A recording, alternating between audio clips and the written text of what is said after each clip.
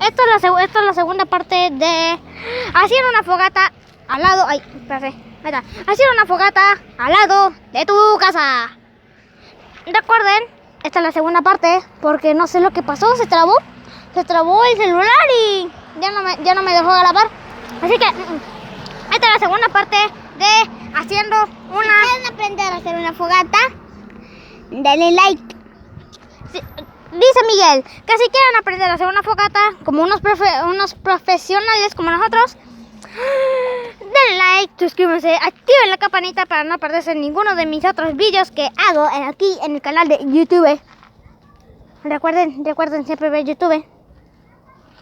Y no busquen puras tonterías, como no sé, como hacer una fogata, que tú ya sabes.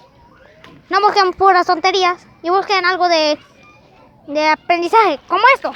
¿Cómo hacer una fogata afuera de tu casa? Fiero pariente. Bueno, terminamos por finalizado este video.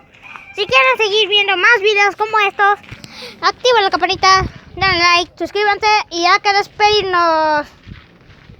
Y ya que